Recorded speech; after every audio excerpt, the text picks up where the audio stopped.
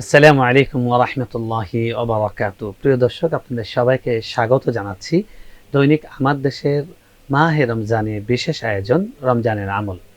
রমজানের আমলে আজকে একটি খুবই কমন অথচ গুরুত্বপূর্ণ একটি আমল নিয়ে আমরা কথা বলবো। সেটি হলো রমজানে বেশি বেশি কোরআন তেলাওয়াত করা। আমরা জানি যে রমজান মাসের সঙ্গে কোরআনের সম্পর্ক অত্যন্ত গভীর, সুগভীর। আল্লাহ রাব্বুল আলামিন মাহে রমজান সম্পর্কে পবিত্র কোরআনের সূরা বাকারার 185 নম্বর আয়াতে বলেছেন, শাহরু রমাদানিল্লাযী উনজিলা ফীহিল কুরআন হুদাল লিন-নাস ওয়া বায়্যিনাতিন মিনাল হুদা ওয়াল ফুরকান। রমজান হলো সেই মাস যেই মাসে কোরআন নাজিল করা হয়েছে। বুঝতেই পারছি যে রমজানের সম্মান এজন্য যে কোরআন নাজিল হয়েছে এই মাসে, তাই। আর এই মাসে যেহেতু কোরআন নাজিল হয়েছে, তাই এই মাসের সঙ্গে কোরআনের সম্পর্ক কতটা ঘনিষ্ঠ সেটা বলাই বাহুল্য। আমরা রাসূলুল্লাহ সাল্লাল্লাহু আলাইহি সাল্লামকে দেখেছি তার সিরাত থেকে যে তিনি এই মাসটিকে আল্লাহর কোরআনে যেহেতু বলেছেন এটি কোরআন নাজিলের মাস এবং তার উপর কোরআন নাজিল হয়েছে এই মাসে, তাই তিনি এই মাস আসলে তিনি কোরআনের সাথে তার সম্পর্ক অনেক ঘনিষ্ঠ হয়ে যেত। যেমন তিনি নিজে এই মাসে কোরআন তেলাওয়াতকে বেশি পরিমাণে করার জন্য এক্সট্রা একটা নামাজ যোগ করেছেন। আমরা জানি সেটি হলো তারাবির নামাজ। রমজানের একটি বিশেষ সালাত হলো তারাবির সালাত। তারাবির সালাতটা কি? তারাবির সালাতটা হলো এমন একটি সালাত যেটা মূলত কোরআন তেলাওয়াত প্রধান একটি ইবাদত। তারাবির নামাজের মূল বিষয়টাই হলো কোরআন তেলাওয়াত করা, যে কারণে একাধিক কোরআন খতম করা, মিনিমাম একটা কোরআন খতম করা প্রত্যেকটা মসজিদে আয়োজন হয়ে থাকে বিশ্বজুড়ে। এবং সারা পৃথিবীর মুসলমানরা রমজান মাসে কোরআন তেলাওয়াতে, তারাবির নামাজে বুঁদ হয়ে থাকেন। হাফেজ সাহেবরা সুললিত কণ্ঠে কোরআন তেলাওয়াত করেন। তো এই যে রমজানে কোরআন তেলাওয়াত করা হয়, তারাবি পড়া হয়, এটা এই জন্য যে রমজানের সঙ্গে কোরআনের একটি ঘনিষ্ঠ এবং অতিরিক্ত সম্পর্ক রয়েছে। তাই আমরা রাসূল সাল্লাল্লাহু আলাইহি ওয়াসাল্লামকে আরও একটি দিক থেকে দেখি, যেখানে বর্ণনা এসছে যে সহিহ বুখারীর বর্ণনা, কানা রাসূলুল্লাহ সাল্লাল্লাহু আলাইহি ওয়াসাল্লাম আজওয়াদান নাস ওয়া আজওয়াদা মা ইয়াকুন হিনা রমাদান হিনা ইয়ালকাহু জিবরিল ফাকানা ইউদারিসুহু মা জিবরিল। রাসূলুল্লাহ সাল্লাল্লাহু আলাইহি সাল্লাম ছিলেন অনেক বড় দানবীর, সবচেয়ে বড় দানবীর, এবং তার দানশীলতা বেড়ে যেত রমজান মাসে যখন তার সঙ্গে জিবরিল দেখা করতেন এবং জিবরিল তার সঙ্গে কোরআন শোনাশুনি করতেন।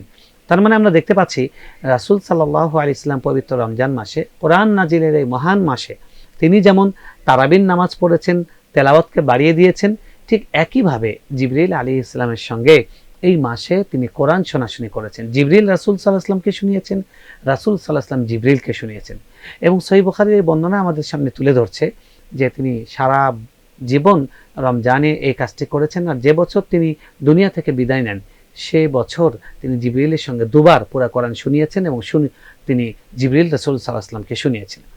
তৃতীয়ত আমরা দেখি যে রমজান মাসের সাথে কোরআনের সম্পর্ক বোঝাতে গিয়ে রাসূল সাল্লাল্লাহু আলাইহি সাল্লাম একটি হাদিসেই বলছেন খুব স্পষ্ট করে, আল কোরআনু ওয়া আসিয়ামু ওয়াল কোরআনু ইয়াশফাআনি লিল আবদ। কোরআন এবং রমজান, রমজানের রোজা এবং কোরআন এই দুটি বান্দার জন্য সুপারিশ করবে এবং সেই সুপারিশ কবুল করা হবে। সুতরাং আমরা রমজান মাসে কিন্তু প্রায় আলহামদুলিল্লাহ যারা সাধারণ মুসলমান আছেন, যারা নামাজও ঠিকঠাক মতো পড়েন না, অতটা প্র্যাকটিসিং মুসলিম নন, তারাও কিন্তু রমজানে আলহামদুলিল্লাহ রোজা রাখেন। এটা খুবই ভালো কথা। কিন্তু প্রিয় দর্শক, আমাদের এই রমজান মাসটি কোরআন নাজিলের মাস। এই মাসে যদি আমরা কোরআনের কাছে একটু ঘনিষ্ঠ না হতে পারি, আমাদের অন্যান্য মাসের তুলনায় যদি একটু কোরআন পড়া না বাড়িয়ে দিই, কোরআন তেলাওয়াত বেশি না শুনি, কোরআনকে বেশি করে বোঝার চেষ্টা না করি, কোরআনের আরও কাছে আরও জীবন ঘনিষ্ঠ কোরআনকে করার চেষ্টা না করি, তাহলে কোরআন নাজিলের মাসের কোরআনের সওগাত আমরা কি পেলাম? এজন্য আসুন আমরা সবাই নিয়ত করি, সবাই সংকল্প করি, এই রমজানে আমরা তারাবিতে মিনিমাম একটি কোরআন খতম শুনবো এবং নিজেরাও একটি কোরআন খতম আমরা নিজেরা করব।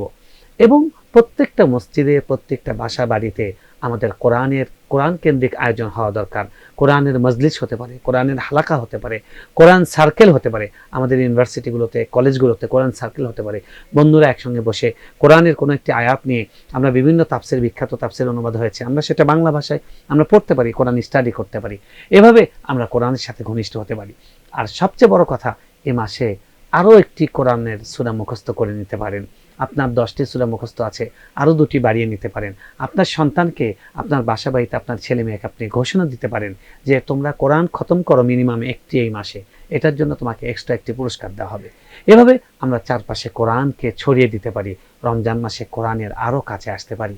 আল্লাহ আমাদের সকলকে এই রমজান মাসে কোরআনের অধিক কাছে যাওয়ার এবং কোরআনকে আমাদের জীবনের জন্য ইমাম, আদর্শ এবং গাইড বানাবার তৌফিক দান করুন, এবং কিয়ামতের দিন আল্লাহ আমাদের সকলকে কোরআনের এবং সিয়ামের সুপারিশ নসিব করুন। আজ এ পর্যন্তই, আবার আগামীকাল এই সময় দেখা হবে ইনশাআল্লাহ। আসসালামু আলাইকুম ওয়া রাহমাতুল্লাহি ওয়া বারাকাতুহু।